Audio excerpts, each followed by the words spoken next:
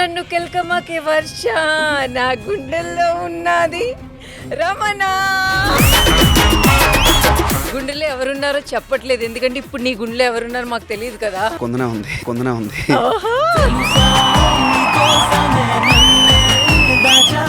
Ramana, first నా మేనల్లుడు ఎలా ఉన్నాడు? చాలా బాగున్నాడు. వాడి పేరేంటి? యశస్వి నాయుడు. ఎందుకు ఆ పేరు పెట్టాలి అయితే అనుకున్నా? క్రికెట్ రావాలి లేకపోతే సింగర్ అవ్వాలని. ఓహో. ఇప్పుడే నాన్న పాటలు పాడుతూ నెలకు ఒక 20-30 లక్షలు సంపాదిస్తున్నానని చెప్పాడు. వాడు కూడా సింగర్ అయ్యి ఒక 50 లక్షలు సంపాదిస్తాడేమో నెలకి. హ్యాపీ కదా. అసలు ఇప్పుడున్న రోజుల్లో సినిమాలు తీసి బయటికి రావాలంటే చాలా కష్టం. అలాంటి ఒక సినిమా తీసి రిలీజ్ చేశారంటే అది మామూలు విషయం కాదు. అసలు ఈ సక్సెస్ మీరు ఎలా ఎంజాయ్ చేస్తున్నారు? వినరా ఓ వేమ, సినిమా బ్లాక్ బస్టర్.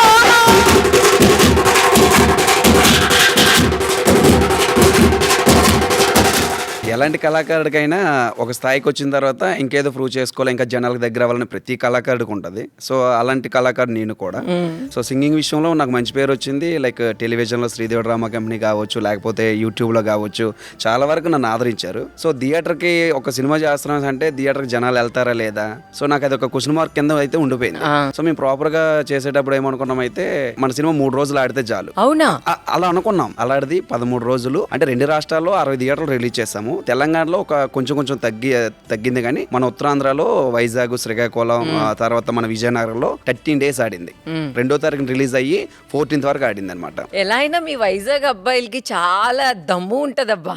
ఏదైనా అనుకున్నారంటే వైజాగ్ అబ్బాయిలు చేయకుండా వదలరు అంటారు. మొత్తానికి నువ్వు సినిమా అనుకున్నావు, అందరికి నచ్చేసింది. మరి పార్టీ లేదా పుష్ప? ఉంటది, ఎందుకు ఉండదు.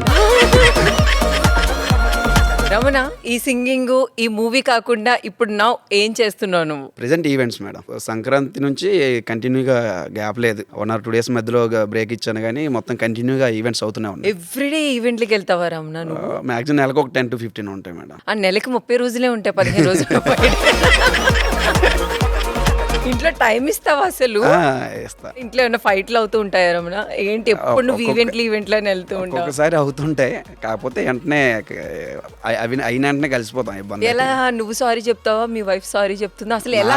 నా సైడ్ నుంచి తప్పు నేను చెప్తా, తన సైడ్ నుంచి తప్పు ఉంటే తను చెప్తుంది. సపోజ్ నువ్వు ఈవెంట్కి వెళ్ళావు, టైం ఎక్కువ ఇవ్వట్లేదు, ఏమని అడుగుతారు తను మిమ్మల్ని? ఏ అమ్మాయికైనా ఉంటది, అంటే తల్లిదండ్రులు విడిచిపెట్టి ఒక అబ్బాయిని నమ్మి వస్తుంది. సో తనకంటే ఒక టైం ఇవ్వాలి. సో టైము ఇవ్వాల్సిన సిచ్యువేషన్ లో ఇవ్వకపోతే ఎవరికైనా కోపపడతారు, బాధ వస్తుంది. కాకపోతే మా మిస్సెస్ నన్ను అర్థం చేసుకుంటుంది లేండి. అర్థం చేసుకునే అమ్మాయి వచ్చింది మా తమ్ముడికి. అయితే ఎవరు ఫస్ట్ కాంప్రమైజ్ అవుతారు? సమయం వస్తే ఇద్దరం అవ్వము. అది కూడా అంటే రోజుల తరబడి ఉండదండి. 1 గంట 2 గంటలు మళ్ళీ కలిసిపోతాం. ఎవరి నుంచి ఫస్ట్ కలవాలి నువ్వు చెప్తావా? మాకు మేము జడ్జ్మెంట్ చేసుకుంటాం అనమాట. అనిపిస్తుంది కదా, నా సైడ్ మిస్టేక్ ఉందా లేకపోతే నీ సైడ్ మిస్టేక్ ఉందా అని. సో నా సైడ్ మిస్టేక్ లేదంటే కొంచెం నేను అంత మూవ్ అని అవను, తను మూవ్ అవుతుంది. నీ సైడే మిస్టేక్ ఉందనుకో, నువ్వు వెళ్ళి ఫస్ట్ ఎలా మాట్లాడతావు? ఏం లేదు,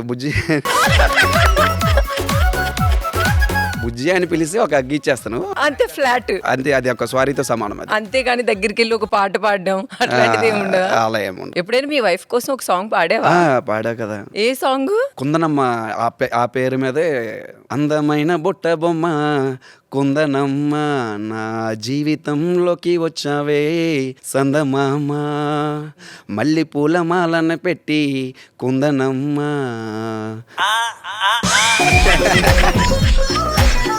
పెళ్ళి అయిపోయింది కదా, ఇప్పుడు ఆ సాంగ్ కూడా గుర్తులేదు చూడు మీ ఆయనకి.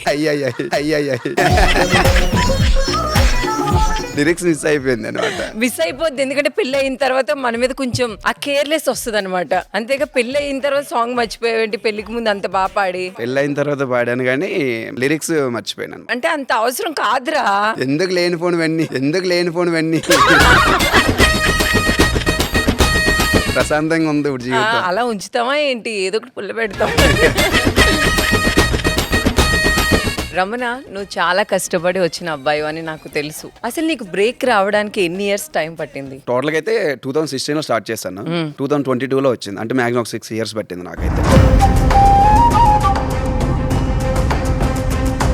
ఈ 6 years అసలు నువ్వు చాలా స్ట్రగుల్ ఫేస్ చేస్తుంటావు కదా రమణ. చాలా మంది ఆర్టిస్టులు మాక్సిమం ఒక సక్సెస్ వచ్చినంత వరకు ప్రతి ఆర్టిస్ట్ అది అనుభవిస్తూనే ఉంటాడు. సో అలాగే నా జీవితంలో కూడా చాలా ఎదురయ్యాయి. లోటుపాటు మాటలు కావచ్చు, లేకపోతే ముఖం మీద సేదరించడం కావచ్చు, వెనక నుంచి మాట్లాడే విధానం కావచ్చు.